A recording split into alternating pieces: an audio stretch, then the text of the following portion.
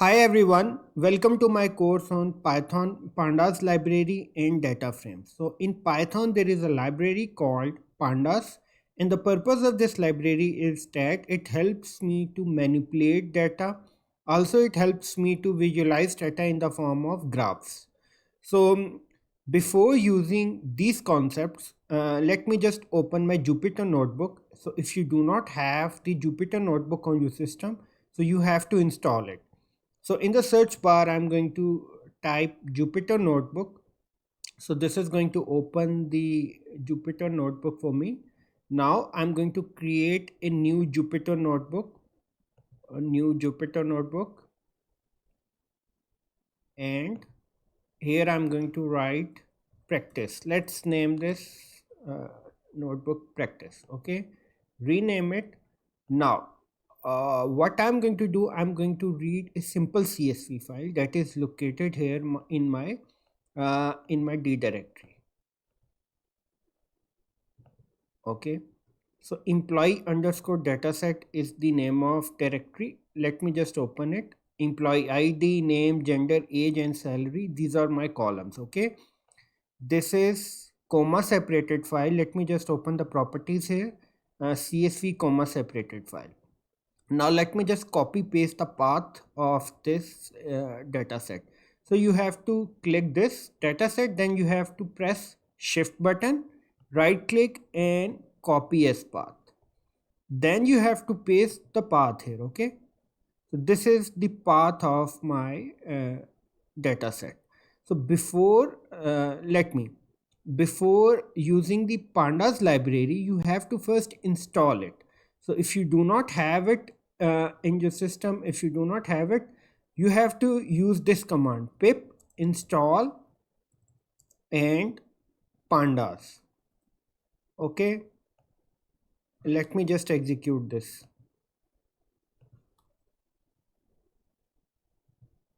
So look, it is executing. Look, it has been executed. Okay, I already have it. So it is giving me this message, requirement already satisfied. So if you do not have it, you have to first execute the command, then you have to include the library. So to include the library in Python, I'm going to use the keyword import, then name of library. Name of library is pandas, then alias as pd, or you can name it pd underscore library. Okay, let me just give underscore library. So this is the name of alias. Now next what I will do, I will uh, create a variable. Df is the name of variable, and after that I'm going to use the alias name, alias, since I'm using this library, dot read underscore csv. So read underscore csv function in Python is going to read the csv file. Read underscore excel dot read underscore excel is going to read the excel file. Read underscore text is going to read the text file. So since I'm reading the csv file, so I will use this read underscore csv function.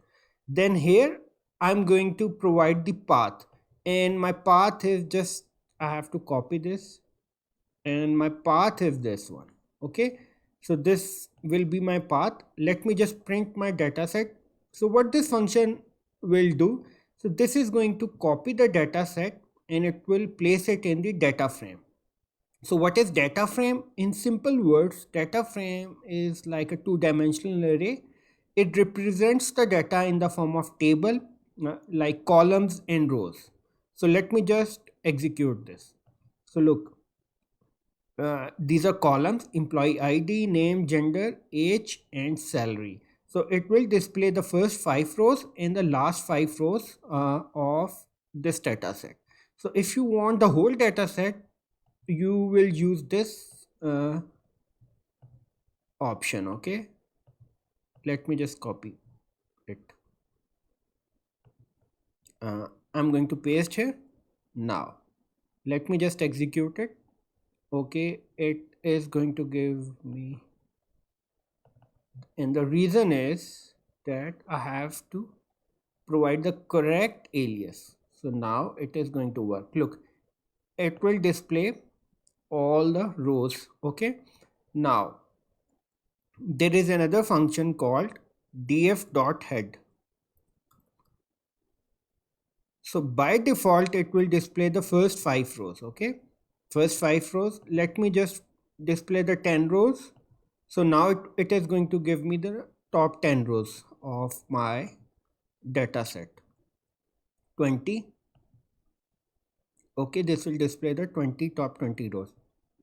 Now, in this example, I'm going to use the shape property as well. Let's say I want the number of rows in my data set. In my data set that are present in the data frame. So I'm going to use this property shape. So let's say print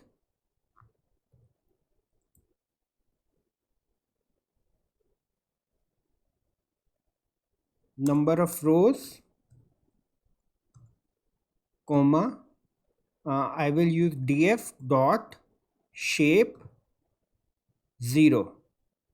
So this is going to give me the rows. 0 index is representing rows, 1 is representing column. Okay. Now, how many rows and how many columns? Let me check. Number of columns and number of rows. So total number of rows 100, number of columns I have 5, total 5 columns. Okay.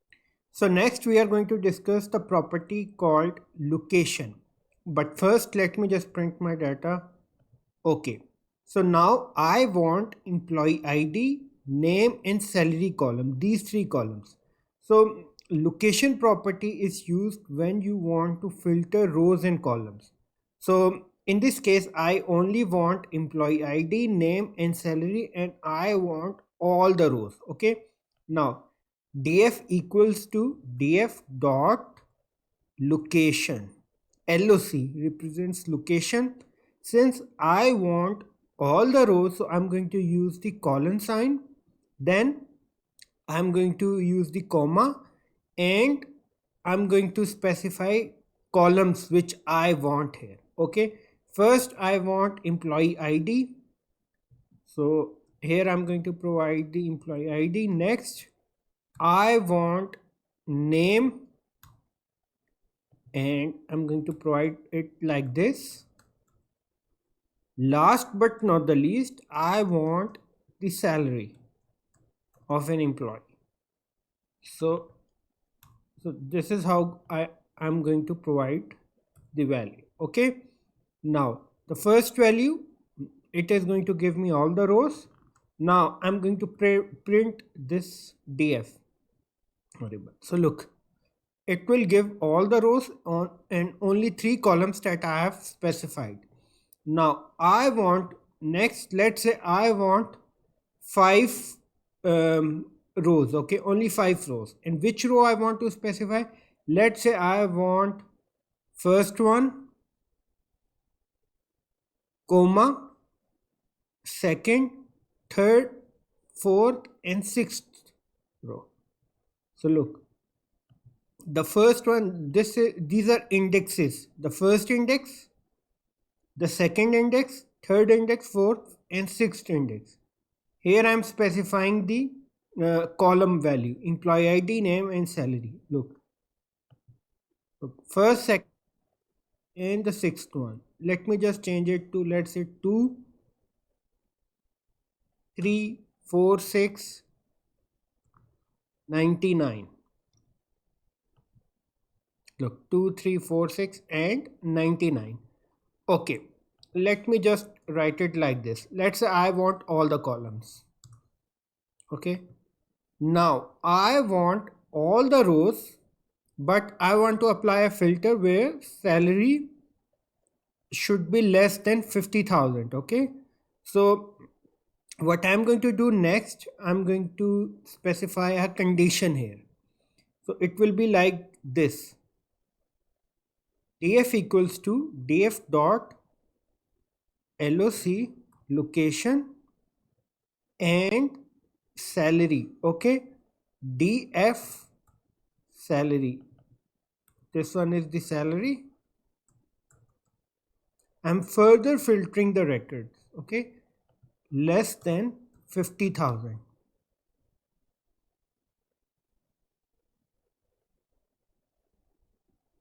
Now let me just print df. Okay, now look, salary less than 50,000. So this is how you specify the condition. Let's say I want to specify the multiple conditions here. So how this is going to work, let me show you. This is going to work like this. You have to specify the bracket here and you have to specify the condition here. Let's say I'm going to use this start with. Okay, let me just use this.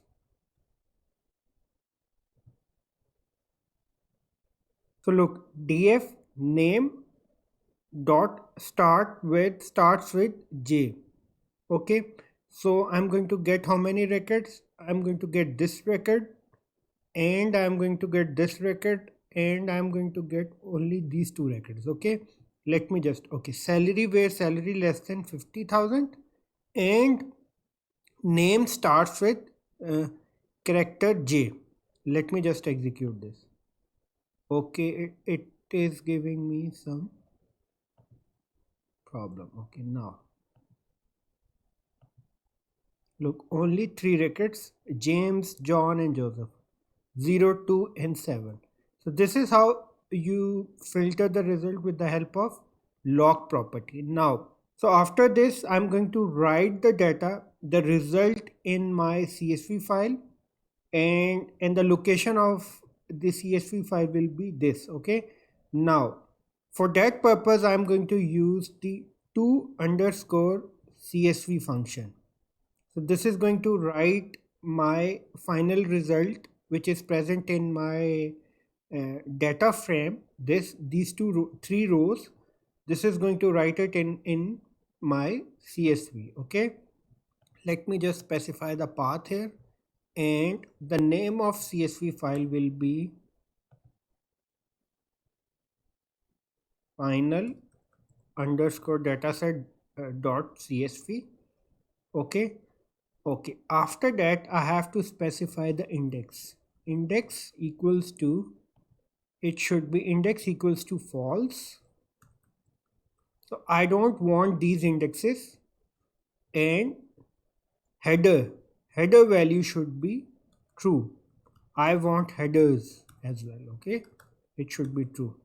These headers, employee ID, name and salary. Let me just execute this.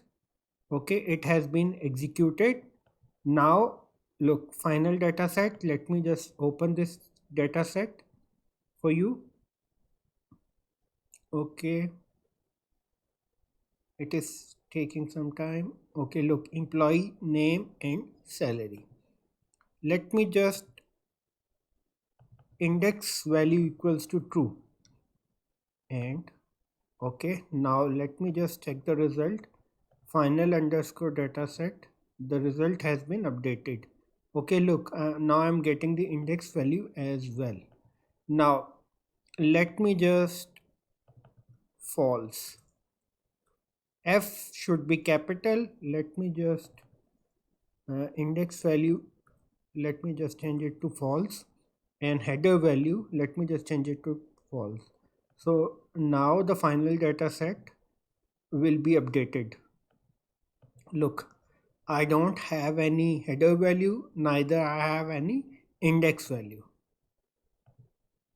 So there are multiple ways of filtering rows and columns. One way is using the lock method, which we have already discussed. Another way is using the iloc method, which we are going to discuss next. Okay, and the difference between lock and iloc method is, when it comes to lock method we specify the column names, and when it comes to iloc method we specify the index. Okay, for rows and columns. Now first of all, let me just comment these three lines. So first I will select these three lines, then press the control button and then press the backslash button. Okay, this is going to comment it for me. If you want to uncomment it, do the same. Okay, control and the backslash. Now I want to print all the result from data frame. So this is the result in my data frame. Now I want employee ID, name and salary column, and I want all the rows. So let me just use the iloc method. Df equals to df dot iloc, and then I'm going to specify the index for rows. Since I want all the rows, so I will provide, instead of providing any index value, I will provide the colon sign, then the comma. The next I want employee ID, which is in 0th index. I want multiple columns, so it has to be in list. Okay, so this is how you define a list. So now I will provide the index value inside this list, 0, which is for employee ID, name, which is for this, which is on index 1, and then the salary 0, 1, 2, 3 and 4. Salary is at 4th index. Okay, then print. So this is what I will get.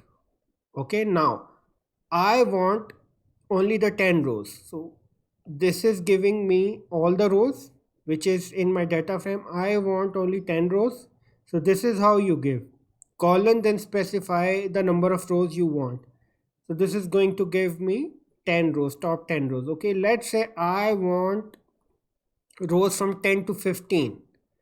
So this is how it is: 10, then the colon, then the other value, 10 to 15, 10 to 14. So this is not going to include the 15th row. Okay, now let's say I want, okay, how many rows? Let's say 20 rows, and I want columns from 0 to 3. 0 colon 3.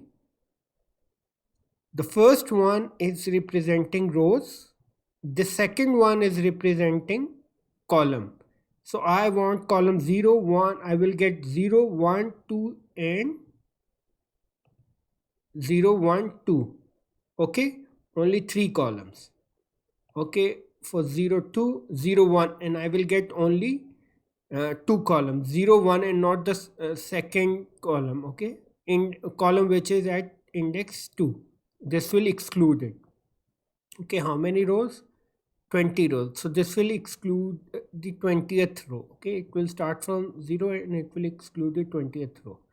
Okay, so this is how you use the iloc property in data frame. Here you must have noticed that I haven't specified the label name or the column name here, which I have done it here in loc property. Okay, now what I'm going to do next is that I will use the another method for querying rows and columns in data frame, which is called a query method.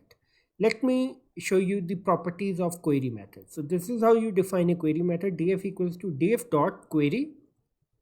Inside this query method, I'm going to provide the expression. Let me first print all the rows. In this way you will get the concept better. Okay, now let's say I have male, I want only the female. Okay, let me just query the female part. Df equals to df dot query. Let me just make it simple for you. So this is the syntax. Gender equals to female.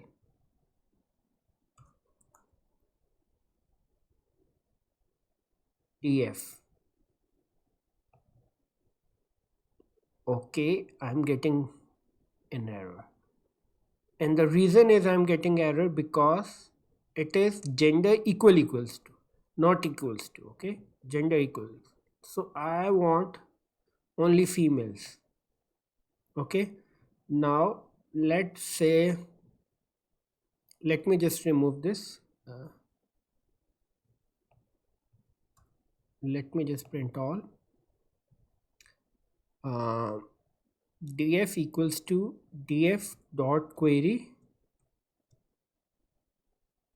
Let me specify multiple values. Name equals to, so with query method you provide the expression here. Okay, inside in the query method I'm providing the expression name. Let's say I want multiple names, so this is how you provide it, like this. Name like James, I want James. I want David. I want Andrew.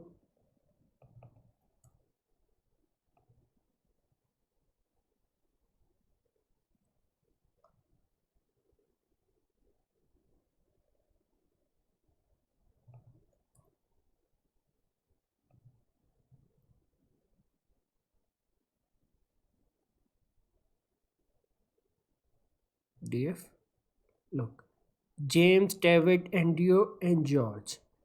And I want salary